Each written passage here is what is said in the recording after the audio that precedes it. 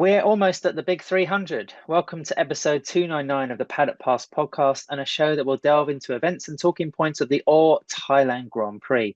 I'm Adam Wheeler, back from the Motocross and Nations duty, and still praising some sort of higher power that we have a weekend free or without a MotoGP race. Actually, that's not quite true. There is motorcycling going on as Steve is about to travel to Portimao for World Superbike. But I don't know about you guys, but I'm relieved that MotoGP, the 3 in a row, is now over. As ever, I have the highly energized power source behind motomatters.com, David Emmett, as a wingman and a slightly soggy journalist supreme, with a voice that will match the tones of the rumbling thunder that echoed around Buriram last weekend, Mr. Neil Morrison. Neil, you missed Japan, but flew out to Thailand and now have just over a week before entering the paddock of Phillip Island for the first time in 3 years. So where in the world are you right now? I am in Bangkok on a little layover between Buriram and Phillip Island, and it hasn't stopped raining since the race finished yesterday. I think we got pretty lucky, actually. I know it was a bit dodgy at the start of the race, but it hammered it down pretty much from the moment the race finished, and it continued hammering down right the way through last night. So thankfully, rather pleased to be out of Buriram, and glad to report that my motel that I was staying in didn't flood. So in the relative comfort of a nice dry hotel in Bangkok. When we were talking on the Paddock Pass Note Show for Patreon subscribers, you mentioned there was quite a lot of wildlife around your hotel. There was no kind of risk there involved, I gather, as well as the water level rose. Thankfully, no. Although our good friend and colleague Pete McLaren was showing me some wildlife that he's encountered in his motocross adventures or enduro riding adventures when he's out in Thailand, and they include cobras going across the road. So, I'm not sure I would be that comfortable with that kind of wildlife standing or slithering next to me. Dave, the flow of pros on motomatters.com and occasionally on OnTrackOffRoad.com usually comes at some frightening time of the morning. So how have you handled the time zone tumult this last couple of weeks? Well, I'm considerably drier than the moist Mr. Morrison, but mostly by sort of skipping the morning sessions and having a bit of a lie in and catching up later, because actually getting up at those sort of times is it's just not good for my body clock. My body clock runs to an entirely different schedule anyway. So yes, it's not been at all fun. And I am really, I love Phillip Island. I just wish it wasn't at such a ridiculous time in the morning. We're completely on the other side of the world. As ever, this podcast is brought to you because we have some excellent support from friends in the USA. A reminder that Renthal is not only a massive name for bars, sprockets, and other essential accessories in off-road, but also for street bikes. Their products are used by none other than the Kawasaki racing team in World Superbike, and there's a whole host of options to fully customize the ride you have in the garage. The same could be said of Fly Racing. The WPS own brand is a major part of the fabric of AMA Supercross and also MXGP, but has a large catalogue of street gear. It's decent quality and reliable stuff, so have a look at flyracing.com. Without further ado, guys, moments of the weekend from the Chan International Circuit. Dave, you first. Well, my moment of the weekend was Johann Zarco. The moment, because from about I suppose the last third of the race, he started really going fast. There was a period of the race where he was anywhere between a second and half a second and a second faster than anyone else on track. He quickly caught up with Marc Marquez and Pecco Bagnaia. At a certain point, he got past Marc Marquez, and he looked like he looked capable of catching Miguel Oliveira and Jack Miller if he'd have got past Bagnaia and Marquez. He caught up with Marquez, he got past Marquez, then he sort of hesitated a little bit, and afterwards he said, look, it wasn't worth it. I knew I couldn't win the race anymore. It was too late. He caught up with him too late, so I just let it go. But it looked I think also he probably used up a little bit more of his tyre towards the end, but it was, we've been talking about team orders for a very long time in MotoGP, and it looked very team ordery. Were you very disgusted by the apparent use of brand order? We should call it brand, really. I mean, they're not the same team. Brand orders. Were you kind of there just, making faces at the screen, Dave? I was, I was sort of I was a bit disappointed. I did sort of actually tweet send it, but then I also, because you just want to see it happen, and really you want this to be as difficult as possible, and that also means stopping. Like stopping the might of Ducati, because it's the thing about Fabio is it's an underdog story. Do you know what I mean? Ducati are just crushing everyone, crushing all opposition. They're a little bit like the Empire, and they're stormtroopers at the moment. So any little bits of resistance, I'm all for it. I know Zarco obviously had that moment at the end where he probably could have passed Pecco. In fact, he definitely could have passed Pecco, but decided not to. But just going back and watching some of the race earlier today, I was just struck by the fact that this is probably another, along with Silverstone this year, this is just another race that should have been Zarco's, really. I think he set the fastest lap 5 times. If you look at the fastest lap of each rider through the race, he was half a second faster than the second quickest rider. So he had a huge advantage. And okay, he didn't have a great feeling early on, but when it did come to him, his pace was just ridiculous. And so far, ahead of the rest. I think there were laps where he was nearly a full second faster than Miguel Oliveira, who was leading. So it's another one of those races where it just makes you, it cements your position or cements your thought that Johan might just be one of those guys that goes through life without ever winning a MotoGP. Yeah, his unbroken string of failing to win a race continues. Yeah, Neil, I think you said in our WhatsApp group, you put Zarco question mark, when he was coming through. And don't forget, behind Mark, he's probably one of the masters of mixed conditions or changing conditions. The highlight of his doomed KTM tenure was when I think he put the bike on the front row at Brno. Was it Brno, where the condition, Q2 was changing pretty radically? But I said, Dave, I believe that Ducati have to engage some sort of protocol to help Pecco get within a shot of the championship. That's happened. He's now 2 points away from Fabio Quartararo. So I think, perversely, all the shackles should be off now. We've got a championship battle. I'm happy, at least. If we're talking about an Adam Wheeler kind of shape of MotoGP, I'm content. I'm happy to remove any kind of concern from here on in. Yeah, it's just a little bit sad that the very best bike on the grid with so much power behind it is having so much difficulty beating a really slow Yamaha. Well, on that subject, actually, for me, the moment of the Grand Prix was watching Fabio Quartararo's start. It was quite astonishing, really. From 4th on the grid, he was swallowed up immediately in the first couple of laps. He went to 17th, then dropped to 18th at one point. And then remarkably stays, doesn't make any kind of improvement. And from the last 3 Grand Prix, this is the second time where he doesn't pick up any points. He surrendered effectively a lead of 30 points, now down to 2. So I think it was one of the most remarkable Grand Prix, I think, for Yamaha. And Neil, perhaps even going back to the first Grand Prix of the year where we were thinking, right, Yamaha are in big trouble here in terms of horsepower, in terms of the M1 being an outdated motorcycle. That was proven to be unfounded, of course, because Fabio went on a great run. But again, it was that kind of same worry, wasn't it, that he's just been completely swallowed up. Exactly. Yeah.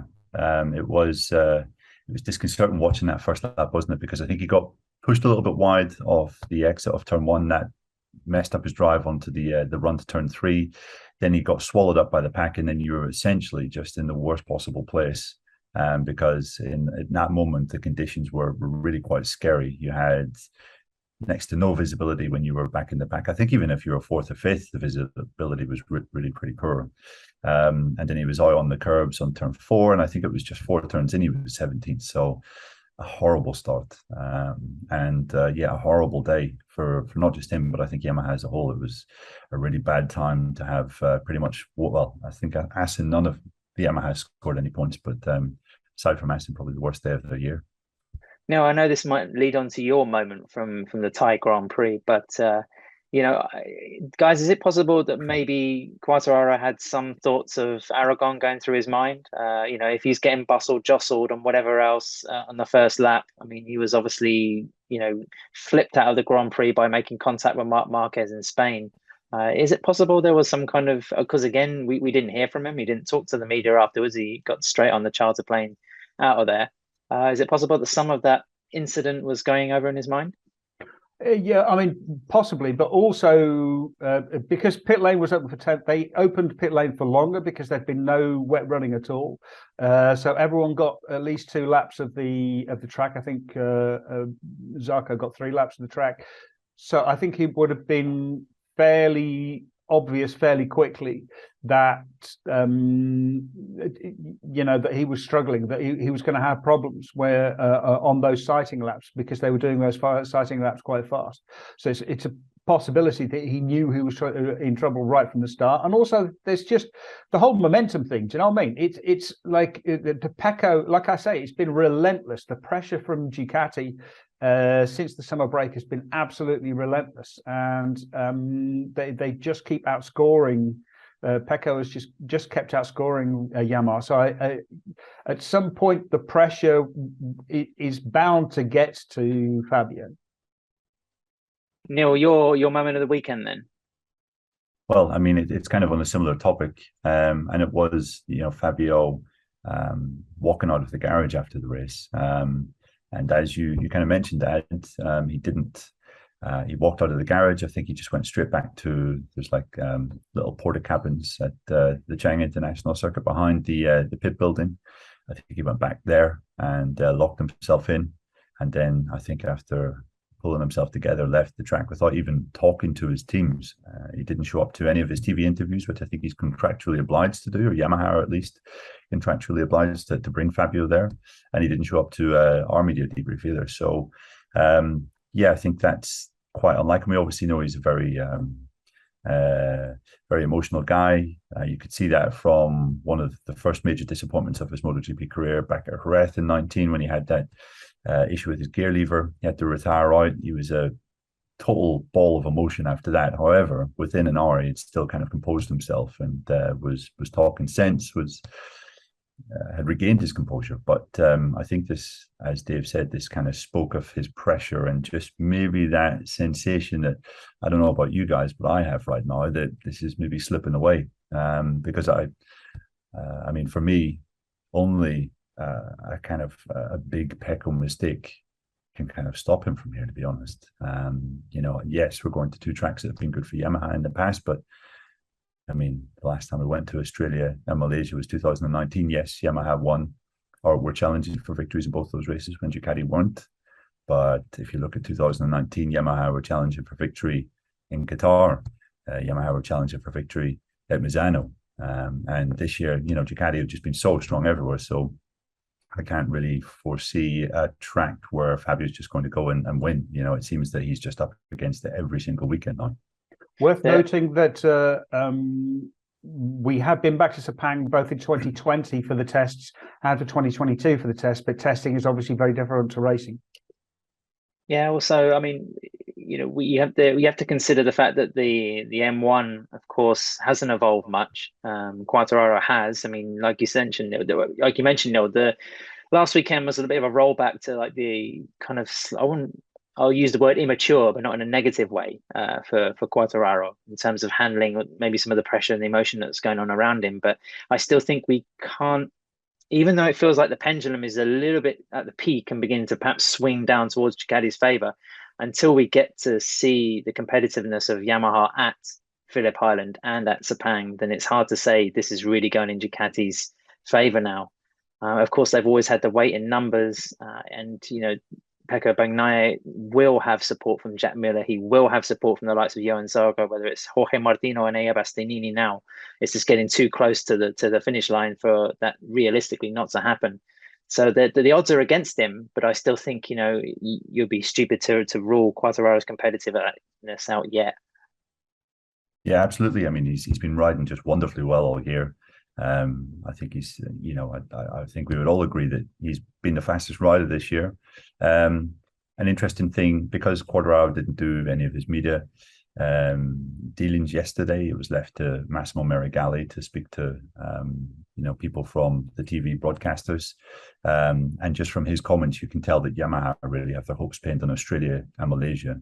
I think he's made a comment off air to one of my colleagues at Dorna that he's a little concerned about Valencia. And obviously, when you look at last year, you can understand why Ducati locked out the front row, locked out the podium. So yeah, you do feel that.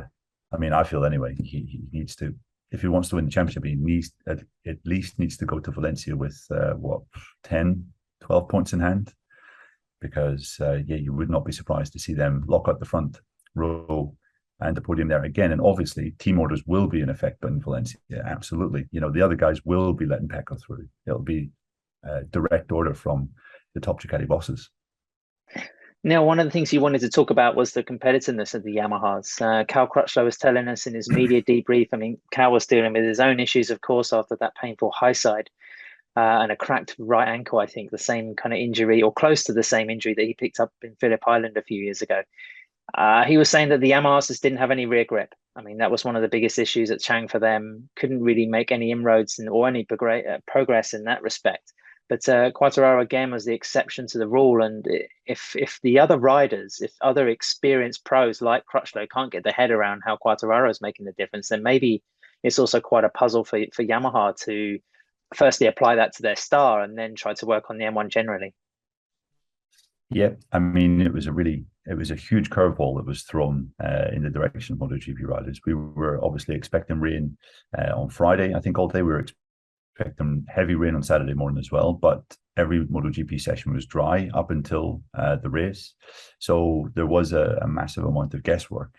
I quite enjoyed Marco Bezzecchi talking about how they decided on a setting for the rain just prior to the race. And he said basically they were like this, and he put his hand above just in front of his eyes, basically to say that they were completely blind, not exactly sure what to do. And it's clear that Yamaha just made some quite serious miscalculations with the front tire pressure. Perhaps they were thinking that I'm not sure, Fabio might have been a bit further forward and not feeling the effects of slipstream, but it seems as though some of the other Yamaha guys were affected as well. Now, I have to say that we didn't get to speak to Fabio Sunday. We didn't get to speak to Franco Morbidelli, although I think there was a huge mess basically after the delayed race. A whole load of debriefs were together, so you had to pick and choose certain riders. And I think Franco was on at the same time as the press conference. Didn't get to chat to him, so the only Yamaha guy we spoke to was Cal. But it's safe to say that Cal, starting in the middle of the pack, it should have been expected that he was going to be in the group. And he said right from the first lap, the front tire pressure was rocketing upward. It then became impossible to kind of maneuver the bike in the mid corner, and he said he was essentially having to steer with the rear tire and with the gas, and that obviously just burnt the tire out completely.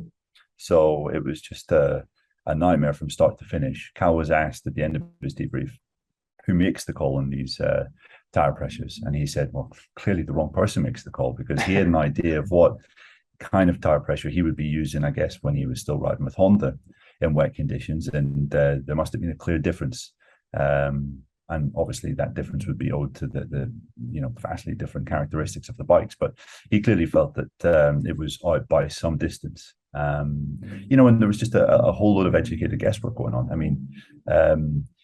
Maybe they were going off the last route race that we had in Mandalika, but then the conditions weren't exactly the same. Mandalika was resurfaced relatively recently. I think the grip here was quite low by comparison, and with not even a dry warm-up session to kind of try 5-lap run, it was probably too late by the time Fabio had done his outlap and got to the grid. Yeah, so if we're talking about Crutchlow specifically, the front tire pressures and trying to turn the Honda was something he suffered with for a couple of years. It wasn't a new issue, and it's kind of alarming he's also having the same problems with Yamaha. As we know, there's a bigger issue going on with MotoGP in terms of Michelin basically need to bring that new front tire with the load of extra speed, performance of Brembo brakes, the aerodynamics, as we said many times before. It's something that will not only change the technical configuration of the sport, but also the sport itself. Yeah, and the trouble is that before Michelin can bring this new tyre, it needs to be thoroughly tested. And we are getting more and more races, and I think this is a subject we'll come on to later. We're getting more and more races, we're getting less and less testing, and so there's less and less opportunity to actually test the front tyre.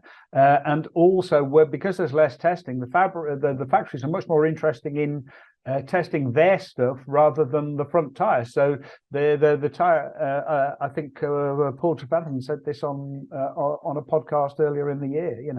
Like they have a list as long as your arm of all the stuff they want to test. The tyre gets tacked on right at the bottom of that, and so it means that we're just not getting to this tyre, and it keeps on getting delayed and delayed because I remember talking to Piero Taramassa, I think in about 2018, 2019.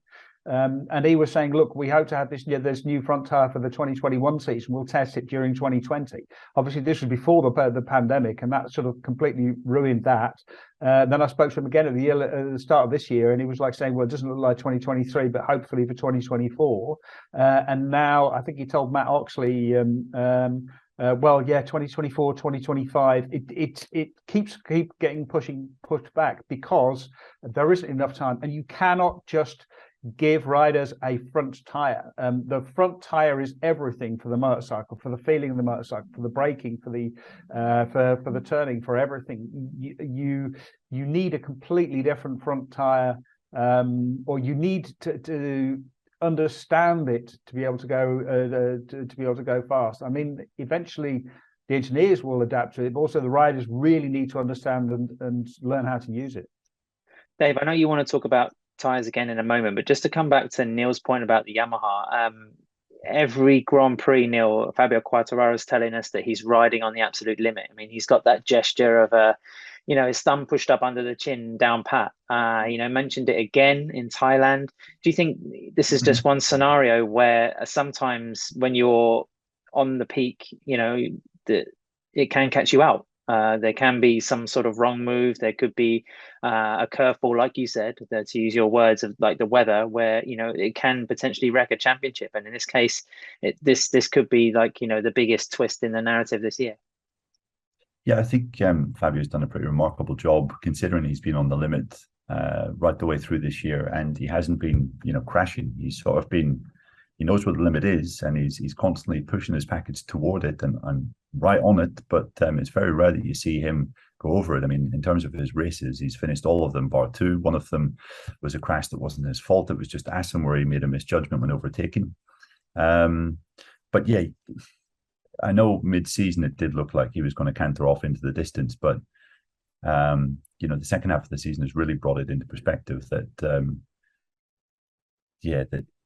Yamaha just can't keep getting away with it. And when you look at Fabio's form in the second half of the year, I mean, it's not championship form. Like since the series resumed in August, he scored an 8th, a brilliant second in Austria, then a 5th, a DNF in Aragon, an 8th, and then a 17th in Thailand. He's just about getting by, but you can't criticize him for that. I think he's doing absolutely everything that he can. And we've obviously discussed this right the way through the year. He's night and day, ahead of the other Yamaha guys. But Yamaha are just getting found out. And the fact that the Yamaha bike was at the end of its evolution at the start of this year, now that we're getting towards the end, now that the Ducati package is pretty much sorted completely, it obviously had some issues at the start of the year as well. The kind of deficiencies are being shown up even more now. It's even more pronounced now than it was back in Qatar, even in Jerez or France or Italy, Catalonia, Germany, where Fabio was on that great run. I do worry that this might have echoes of 2020, where he obviously went into those last 2 triple headers as the championship leader, and then it ended in a total disaster. Obviously, he's a lot more mature now. His approach is a lot better. He remains calmer. He's not as emotional, and I do expect him to take it to Valencia but I would say he's absolutely up against it. Yeah, what we're seeing, and I think we've said this several times before, is basically, the Yamaha is still the same bike, more or less, as they started out with. Fabio was saying they've had a new chassis, but that's not been a huge thing. And the Ducati wasn't very sorted at the start of the year, which is why we saw Enea Bastianini win so many, because the GP21 was sorted.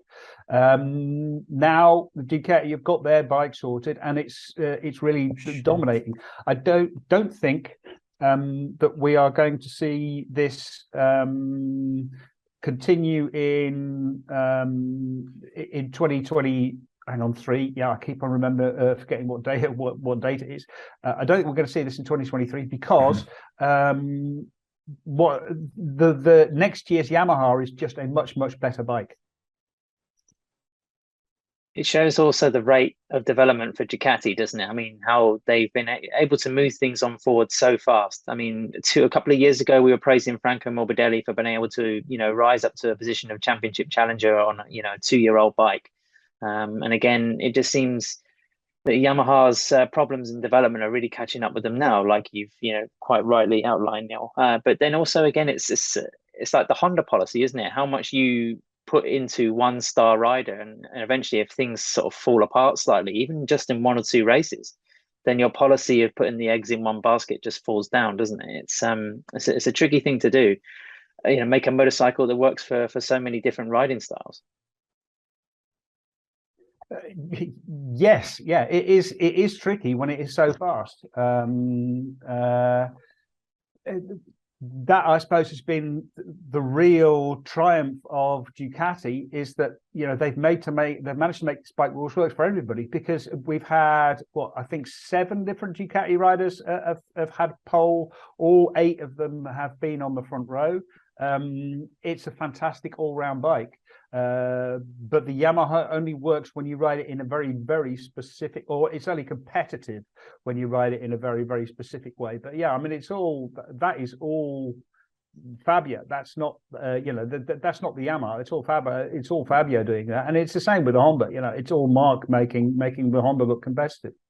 Yeah, 3 different winners, and I think 5 different riders on the podium. So it's the record speaks for itself. Dave, you wanted to talk a bit about the wet settings. Again, MotoGP was having problems with the change of climate this weekend. But what was it that kind of stood out for you that piqued your interest? For me, because I wanted to know what the problem was. Like, how do you go about setting this up? So obviously, I phoned up Peter Baum. Because he knows these things, and he also pointed me to a couple of posts on Twitter by Alex Briggs, Valentino Rossi's former mechanic in MotoGP, and what Alex Briggs was saying was basically tire pressure is really difficult for wet tires, because when it's really wet, you want a high tire pressure to clear the water, because what happens is you need to have more air in the tires to force the tread blocks apart, so that the water can drain. The trouble is, when you've got a little bit less water, then that means you get much more heat much more quickly into the tire, and you end up with a really overheating tire in the tire, which just doesn't work. What was complicated about Thailand was the fact that the track was drying out, so you really had to take a guess at what you thought the track was going to do. And you're like, do you start with low tire with low tire pressure? And if you start with low tire pressure, then you're really going to struggle in the start with aquaplaning and that sort of thing, because you're just not going to get the same kind of grip out of it. Or do you start with sort of a higher pressure and hope that the track doesn't dry out too much, or there'll at least still be water in places where you can sort of dry it out. And we really saw that. We saw like Marco Bezzecchi being very competitive at the start, even though he did get a penalty and he was forced to drop a place. He said he was very competitive at the start, but as the track dried out, he got slower and slower. And the opposite was true with Zarco. Zarco said he really struggled with a lot of water on the track, and that was because the bike was much more focused on a bit of a drier track. And as the track started to dry out, that it just gets better and better. And it's the same with. It's not just about tires; it's also about setup. So what you do is you drop your suspension, the stiffness by the spring stiffness by about 10%. You drop your damping by about 10%, or you soften the dampening by about 10%. But I mean, if you think it's going to stay really, really wet, then you drop it by 11%. Say, if you think it's going to dry out, you'd be up 9% sort of thing. So the worst thing is when it's sort of like caught in the middle, and that's why I think we also saw a lot of movement between the first and second halves of the races. We saw Alex Marquez again; he had a really good race. We saw Alex Marquez coming through because his bike worked better in the second half of the race. It was hard to tell exactly through the screen, but you could see the dry line starting to emerge, Chang. And it was a case of the riders weren't desperately seeking wetter parts of the track. I mean, it was hot. I mean, it must have been nearly 30 degrees near where you were. So the conditions were changing, and it was interesting. I think it was Marco Bezzecchi who said that the wet settings, which the teams would have just plugged in before the start of the race when the downpour started, just didn't really work in the mixed conditions, like you were saying, Dave. And that was one of the interesting things as well that Miguel Oliveira said, because the wet setting they have on the KTM really just seems to accentuate the positive parts or the strengths of the RC16.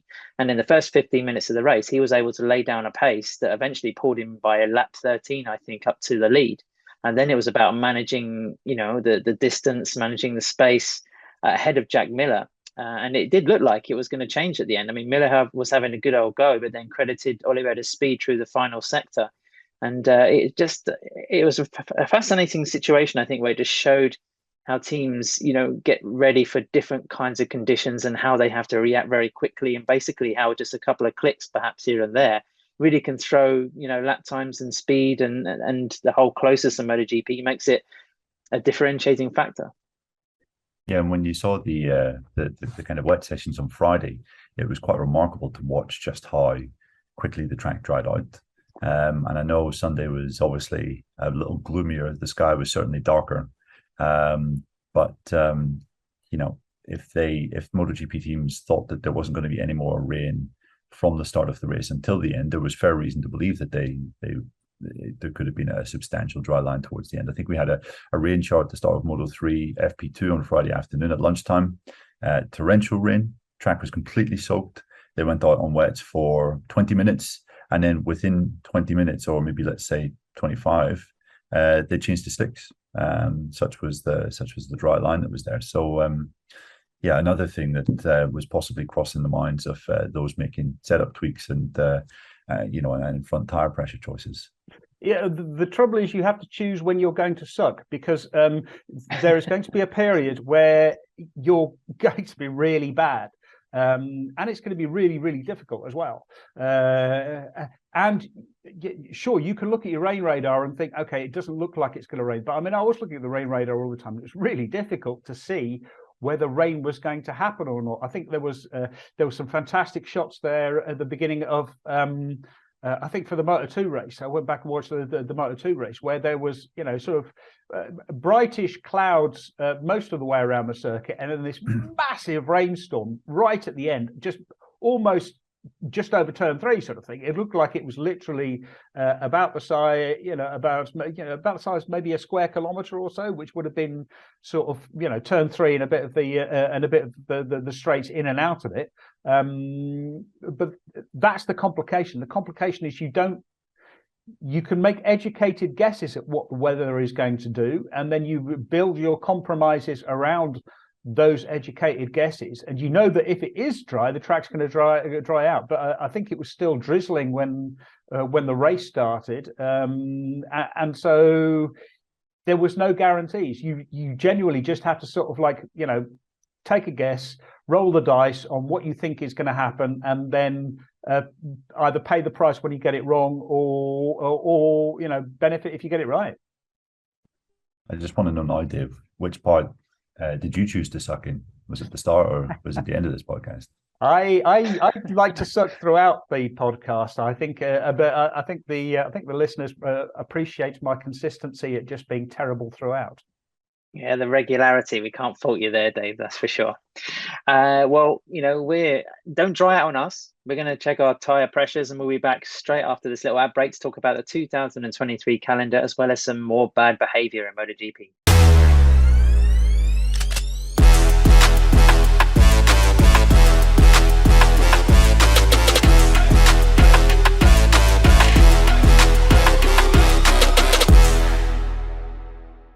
Welcome back to the second half of this week's Paddock Pass podcast. In Thailand, the 2023 MotoGP calendar finally emerged, published first by the FIM. 21 dates, no Finland, no Aragon, meaning that there's just 3 Spanish Grand Prix for the first time since 2009.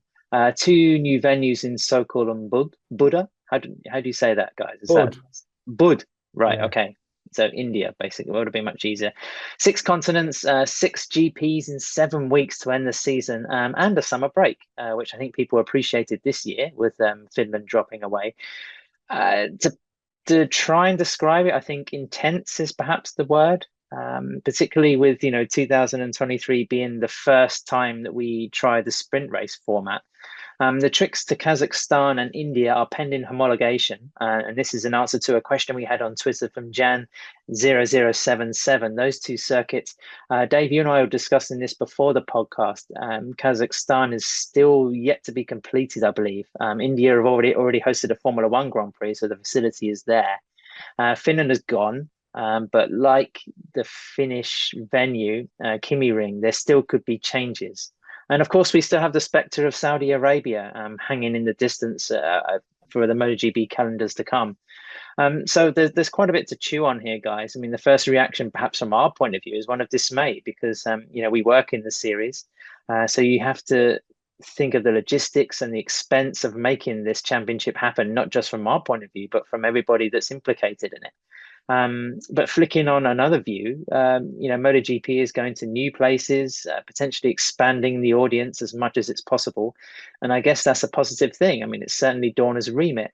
It's a blanket coverage approach. It's like having football on every other night of the week on TV. It's, let's see how much MotoGP we can generate. I just wanted any of your immediate thoughts. Is this a good thing, a bad thing? What do we reckon? Well, I mean, I actually looked at the calendar, and I think the worst thing about the calendar is just that it's really sort of split nature, where the first half of the season is quite nice. It's nice and quite sedate. I think there's only one. There's the triple header, which is I think Mugello, Sachsenring, and Assen. But apart from that, it's pretty much one race every couple of weeks, which is fine. It's the second half which is absolutely mental, because it's not just 6 races in 7 weeks, it is 10 races in 13 weeks. That is seriously intense, just seriously intense. There's very good reasons to stick all of these races together, logistics, cost, that sort of thing. It is much better to be flying around within Asia. It's much more efficient to be flying around within Asia and Australia, rather than sort of flying backwards and forwards between Europe and Asia. But it does make for a really, really intense and difficult calendar, and especially with sprint races next year, because it's not 21 races, it's 42 races. It makes you wonder how everyone is going to cope. Yeah, I think that when you look back to 2020, obviously we had a completely revised calendar that year because of the pandemic, and Dorna had to do what they could try and minimize traveling, tried to keep everything within a relatively small area within Europe for the season to go ahead. And I think we had 3 back-to-back races at the end of that year, and that was really intense. Now, obviously, there was the whole scope of COVID. None of the vaccine were vaccinated at that point. Sorry, none of the paddock were vaccinated at that point, and there were a lot of worries and stresses regarding that, which I think made the whole situation rather unpleasant for the people involved. However, it was probably the most intense period of my life, I can say, and that was all. I mean, you know, the second double header I think that we had was France, then 2 races in Aragon, then we had a week off, then we had 2 races in Valencia and Portimao. So, you know, traveling was not too intense. We were basically just like, you know, going within Spain, 1 race in France, 1 race in Portugal. Everything was relatively close. When you spread this across continents and you know, places that are very far apart, India to Japan, and then around Southeast Asia with Australia in between, and then, you know, the final triple header where we're kind of moving backwards across the world from Malaysia, Qatar, and then Valencia. I mean, that is going to stretch. I think that's going to stretch people within the sport to their absolute limits. But then, you know, I think it's important not to just look at this from our point of view, because we're not really the people that Dorna have to aim for here. I can understand that they're pushing for new markets, but I just think from a logistical point of view and from the people that are involved, I'm not just talking about us, I'm talking about the riders, mechanics, press officers, anyone involved in the team. People work for Dorna, cameramen. I mean, this is going to push people to, I think, their physical capacity. Well, 3 things. Firstly, it's going to make everything a lot more expensive, because if you try to do things well, then you need, I wouldn't say 2 teams, but you certainly need perhaps extra staff just to cycle through support, or, you know, people may be able to do 4 of those 10 before a break, whatever else. You need to have a certain amount of flexibility, as well as the actual travel itself. Now, as you pointed out, I think this year trying to get around to races, trying to get around the world has been more expensive than ever because of the issues that have been going on internationally. The second thing, just looking at the calendar, I mean, 3 races in Spain is that's quite a positive move, right? I mean, we always said that 4 is overkill somewhat. I mean, Aragon, you know, Motorland, I think is a fantastic racetrack. It's not the most atmospheric event. You know, I'm certainly not really sad to see it go. I am. It's also, you are? Oh, right. Yeah, I know, Dave. It was but it's got nothing to do with the racing. It's got everything to do with the environment and the area around there, which is just the best in the world. It's, you know, I absolutely adore it. Both my wife and I both shed a quiet tear when it wasn't on the calendar. Yeah, my thoughts for you both, Dave. I was being quite insensitive when I didn't mention that. But it is enacting Carmelo Espeleta's plan, which was announced pre-pandemic, to actually limit the amount of races in Spain and to start a circular motion where tracks will be sharing Grand Prix. So we still have Jerez, we still have Catalunya, and we still have Valencia. And that was my second big point, because Valencia is scheduled for the 26th of November, which is going to be the latest ever finish for MotoGP. And I think if you get to mid-November and you want to end the season at that particular venue, you're already crossing your fingers that you're going to get decent weather. Otherwise, it's either going to be grim, wintry, or it's going to be cold. And I think when you're almost on the fringe of December, then that is an even bigger roll of the dice. I mean, you might as well try and get a race in the UK around about October, November time. If you want to be thinking of December in Spain, I think it's going to be touch and go. So yeah, there were other things that stood out for me. The photographers are going to love it because of the light of Valencia. They always praise, because you do get that late autumn light where, especially at the test where riders are riding around and the sun's starting to set, and you get these fantastic photographs out of there. Because also, remember, they'll also be on the Tuesday after the race in Valencia. There'll be the test. There'll be the final test of the year as well. The plan is still to have one day of testing at the end of the year. To an extent, this feels like a little bit of an interim calendar, because you get a very strong feeling that in 2024 there's going to be a massive shake-up of the calendar, where, you know, we'll have Saudi Arabia being added. We'll go down to the rotation of 3 tracks on the Iberian Peninsula, which includes Portimao, on the calendar each year, and then rotating between those 5 tracks. So you start to think, then I think we'll start to see things being moved around a little bit more. You know, where do you start the season? We'll probably go back to starting in Qatar, but then if you start in Qatar, when do you race in Saudi Arabia? I don't think we'll finish in Valencia, then we would finish somewhere else. We could either finish in Qatar, maybe finish in Saudi, and maybe even finish in Sepang, or possibly finish in Jerez, which to me would make a great deal more sense, because the Jerez in November is still, I mean, it's still quite chilly in the evenings, but during the day the sun is much more powerful than it is in Valencia then, and there's more light because it's much further west. So yeah, it's an interesting question. I mean, like, I completely understand, as you said, I completely understand Dorna's point of view, wanting as many races as possible to sell, but it's going to be quite tough, and there has to be a point at which there is too much of a good thing. And I think this is a question for you two, because you're both football fans for some inexplicable reason.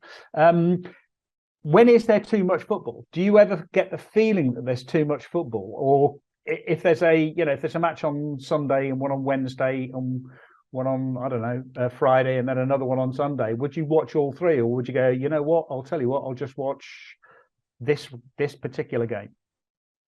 Depends if it's the business end of the season, Dave, and if your team is doing well enough to be involved in all the competitions towards the end of the season. But yeah, I think there is too much football. And I think MotoGP is obviously looking at that kind of idea of having a race maybe every week or every other week for a lot of the season, and thinking, this is great. The more races there are, the more you can sell to broadcasters. But I just think that MotoGP, there isn't the kind of money in it that there is in Formula One, where they've obviously got a 24 race calendar, which I think is just frankly absurd. They have the money, they have the budgets where they can change their staff around. Some staff can go to one race and then they change up after a few races and go to another. We don't have that luxury. These are mechanics and technicians that have to be away 21 race weekends, as well as testing and going away to the factories to build the bikes in the winter. It's putting an extra kind of strain, I think, on the people within the paddock, and I think everyone is already fairly stretched. So that's my only concern. But at the same time, somewhere like India, where many, a high percentage of the population use two wheels in some form as a kind of daily means of transport, that's obviously it's understandable that we're trying to tap into that market. So I understand it, but I do have concerns. Yeah, it's Dave, to answer your football question. We've just come out of the international week. The international break has just happened, and I was actually missing club football. So they kind of restarted again on Saturday and felt particularly joyous. The other thing about blanket football coverage is that it's quite comforting being able to turn on the TV, thinking, I fancy a bit of football tonight. What's on? And there's usually a match. The downside is that the amount of significant games tends to reduce. If you're not talking about your particular club, if you just want to watch whatever's on TV, it's great that there's the provision there to do that if you're willing to pay in most cases. But then, you end up being less emotionally invested in what is going on. That might be the case for MotoGP, especially when the second half of the calendar, I think the British Grand Prix in August is like round 10 of something daft. So in the second half of the calendar, when things start getting a bit more transcontinental, it may be harder for traditional fan hubs such as Europe or the US to follow the races more closely. When it's on at various times in the day or the morning, people may lose track of MotoGP. They may lose track of the bigger story. It means you have to work that much harder with your contents to be able to sell it and to really show it, or to paint these characters in an interesting way that's then not just some face without an identity behind a visor. There's whole kind of implications going on this thing. A couple of other negative points of the calendar, perhaps. No Bruno again, as we expected. A very popular venue, a very popular racetrack. Phillip Island is still mired in October, and it's going to be even later than it currently is, more towards the end of October rather than mid. So there are a couple of things I think perhaps could be refined or worked on for 24. It's a really good point that you make there about the second half of the calendar being, really the important part, the business end, the real business end of the championship. That's when the championship is going to be decided. And it's going to be decided at like 5 o'clock in the morning in the sport's biggest markets, or the sport's biggest TV markets, not necessarily the sport's biggest markets. Like Italy, Spain, Servus for the German language market. Obviously, BT Sport, they're paying a lot of money, and the most exciting and important part of the championship is going to be at like 6 o'clock in the morning when no one is watching. That I think is a big problem, and that would be again require a rethink of the way that you approach the championship. But it's also the addition of Zarco, the addition of India. There's been talk of races in Vietnam. We've got Thailand on the calendar. We've got Indonesia on the calendar. It's part of a shift away from Europe eastwards towards these emerging markets. There's been talk of a race in Brazil. We've got one in Argentina. A talk of a race in Mexico. These are all really, really important markets, which I think we're going to see. What we really need is fewer races in Europe, but that takes a little bit more organising. And the trouble is that they're all classic venues. I mean, there are very few venues or very few tracks in Europe that you would really say, I could get rid of that in a heartbeat and not miss it. Just to draw a line under the subject, it's worth pointing out, of course, that it's a provisional calendar. I mean, things could change, and they have been proven to change over the last 3 years as sports promotion has become even more difficult. But we will publish the calendar on our Twitter feed, Paddock Pass Pod. So after you've listened to the show, just head over there, send us any comments. What do you think? Will you be attending a race next year? Will you be attending 2 races? Will you definitely be there on Saturday to see the sprint race? Let us know, because we can perhaps continue, some of the discussion about how the sport is going to be changing in the next couple of shows. The last thing to talk about, guys, was the emergence of quite a shocking video, that surprised us. Not too long after we had the affair in Aragon between the Red Bull KTM Tech 3 team and the Stelregado Max Racing team with Adrian Fernandez. Now we saw another case of stuff that really goes on behind the scenes, stuff that you never really see. Some of, you could say, the dark side of the sport without wanting to over dramatize it too much. It's where tempers get frayed. It's where you could have a 21 race calendar that bounces around the world, and you see patience, energy, whatever else, because racing teams are not these perfectly assembled pieces of kit like the race bikes themselves. There are lots of different personalities, and sometimes it's difficult to get that kind of magic mix of bonhomie, if you like, in the pit box. So when we saw the footage of Tom Booth-Amos being kicked up the arse, I think was pretty much an accurate description of the video. I mean, what was our kind of first thoughts there? On the one hand, it doesn't surprise me.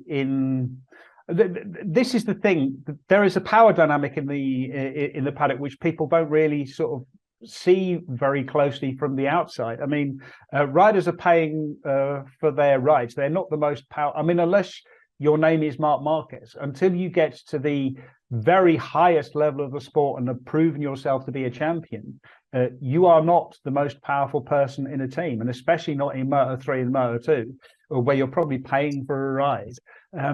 You don't have a strong, your incentive to be there is much greater than, or your desire to be there is much greater than the team's desire to keep you, sort of thing. The fact that it took 3 years for this to actually emerge and become public was a surprise of itself.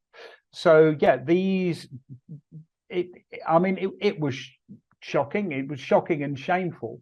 And from what we sort of hear, it sounds like that mechanic will at least be, or that crew chief will at least be booted out of the paddock and not come back again. But just because he's gone doesn't mean there won't be more who will do the same thing. Yeah, I think you also need to consider riders from countries that are perhaps less represented on the Grand Prix grids, are sometimes assisted by Dorna. Because Dorna obviously want to have as many nationalities as possible. so they can sell the race in the UK, they can sell the race in Germany, or they can sell the race in Austria. It makes it a lot easier if there's a home hero to market that. I mean, you just have to look at Thailand and how last weekend's Grand Prix was marketed with Somkiat Chantra's face looking at you from pretty much everywhere within 40, 50 miles of the Chang International Circuit.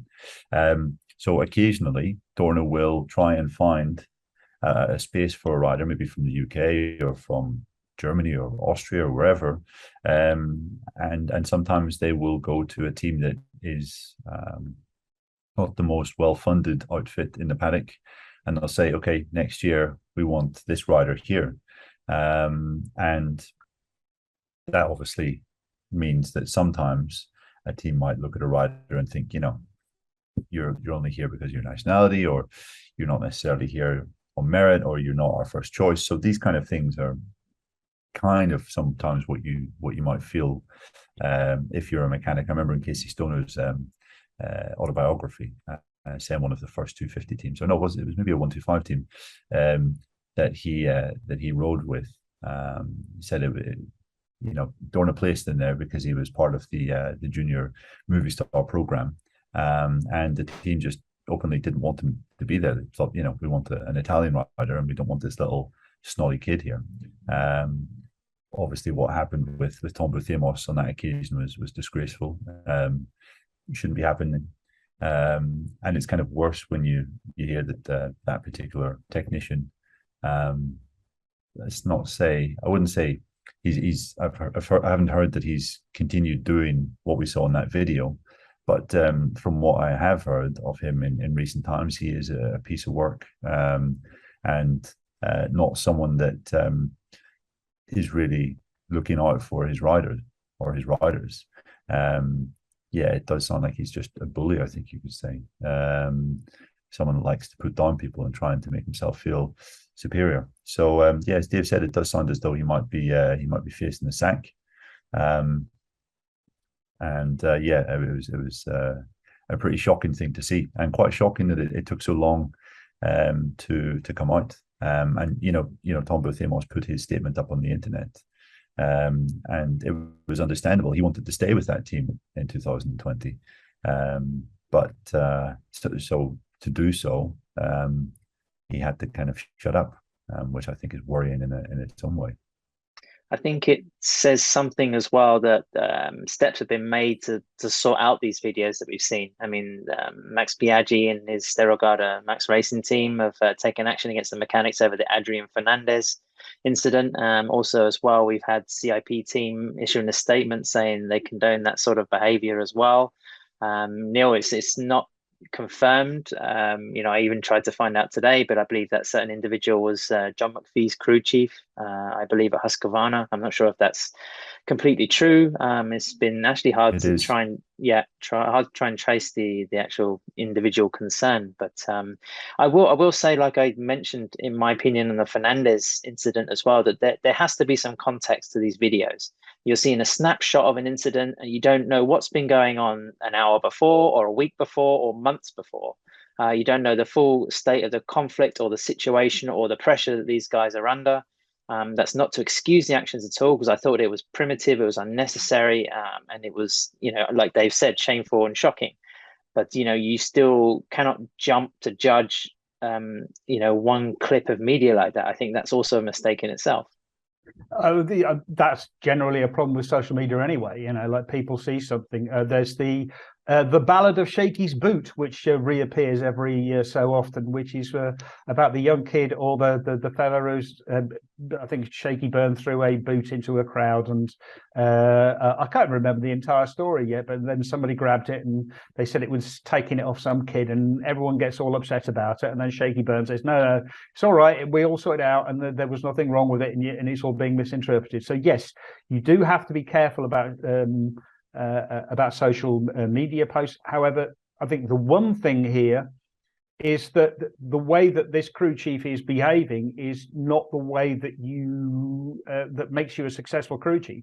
What you need to be a successful crew chief is to listen to your rider and give your rider what he needs, or he or she needs what they need, to be able to succeed. And a kick up the arse however much you feel that a rider might need a kick up the arse, it is not going to motivate or make them a successful rider. It is so. I find that whole sort of relationship, rider crew chief, so fascinating, so interesting, because it's such an important part of motorcycle racing.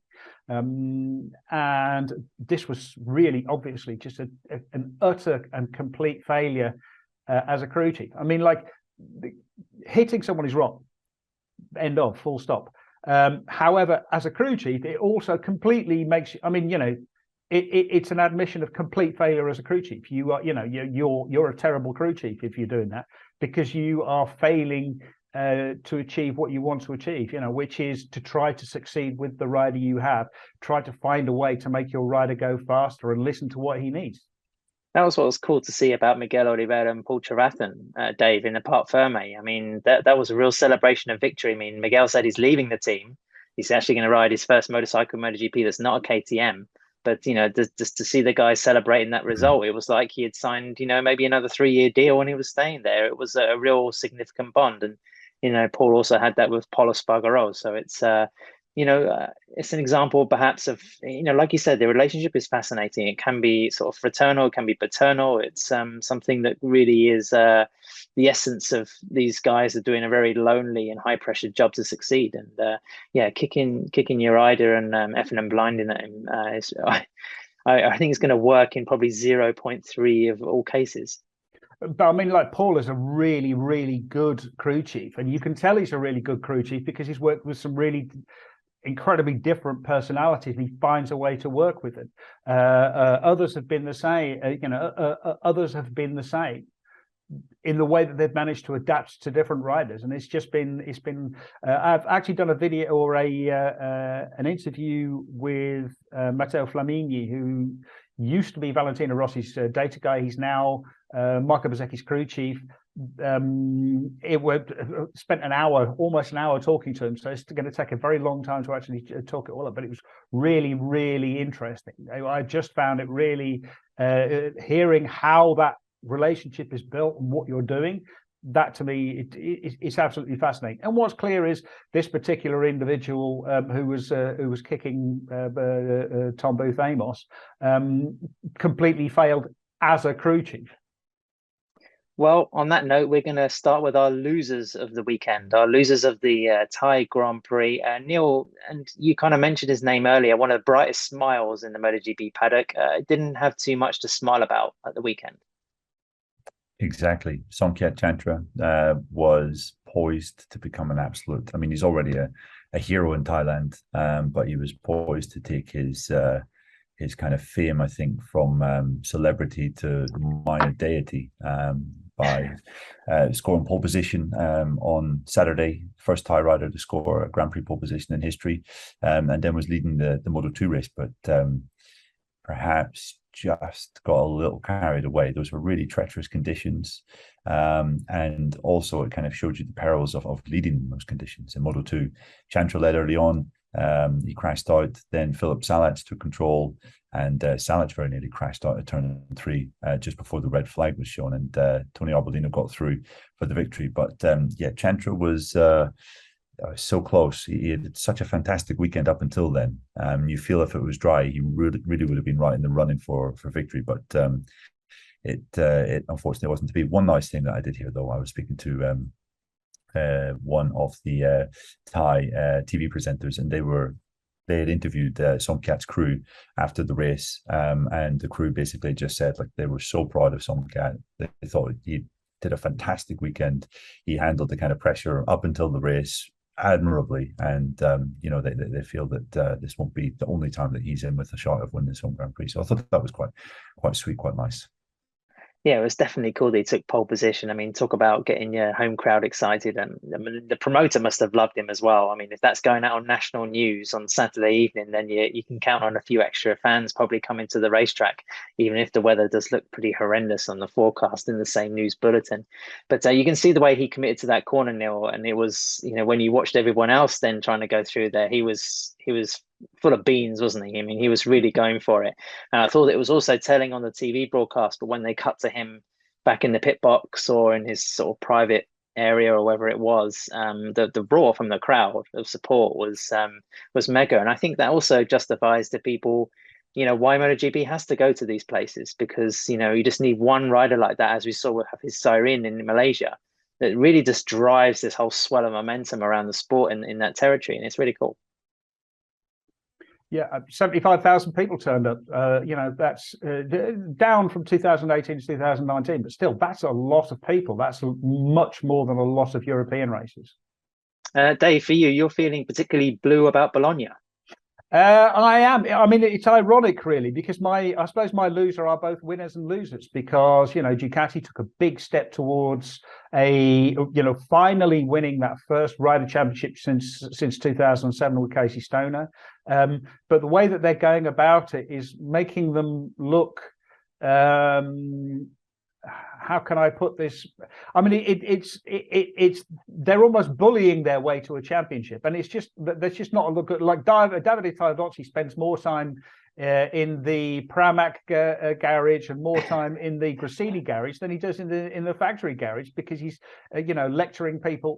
Well, he's probably giving nice polite. He's growling. Yes, he's giving nice polite hints about the expected behaviour, and generally it's not a great look. Pecco Bagnaia is riding so well this year. He has come on so much. He's so much more of a mature rider. I think he could do it all by himself. But Ducati are sort of, in their desperation to actually win a Riders' Championship, I think they are pushing a little bit too far. My loser of the weekend was Sergio Garcia, crashing out again through no fault of his own for the second time in the second half of this season. He's actually now down to third in the championship standings, with Dennis Foggia's very confident victory lifting him above. Izan Guevara, I mean, that was some thrilling stuff, in the Moto3 races, watching all of those guys battling for what wasn't even a podium position. Guevara coming home fifth, doing much better, improving his championship situation with only 3 races to go. It's looking pretty good for one gas rider, and I tipped Sergio to win the championship pre-season, damn it, and now he's looking like it's slipping away from him before he disappears off to Moto2. So never mind. I got the right team and shade of bike, but the wrong rider. Is he beating Andrea Migno? The 2022 Moto3 world champion, if I remember correctly. Still not mathematically out of it, Dave. Winners of the weekend, guys, from Buriram. Neil, who was your victor? Well, I mean, going back to the Moto2 race, my victor has to be Augusto Fernandez, just because he came out of Thailand still leading the Moto2 championship, like not by much. I think it's 1 point between him and 1.5. Sorry, 1.5, yeah, because half points were awarded, obviously, for the truncated race on Sunday. But I thought that this was going to be a really tricky race for Augusto. I think there were 4 guys that were clearly faster than him on the dry: Agura, Chantra, Dixon, and Arbolino, and maybe even Acosta as well. And I think Augusto was going to be in some dips. Agura looked absolutely fantastic on Friday, and even though Chantra was kind of getting the headlines, understandably so, I think Agura probably had the best race pace. So I was looking at Sunday thinking Augusto could lose 15 points here, which would be quite a hefty amount at this stage of the season, with the margin so fine between them.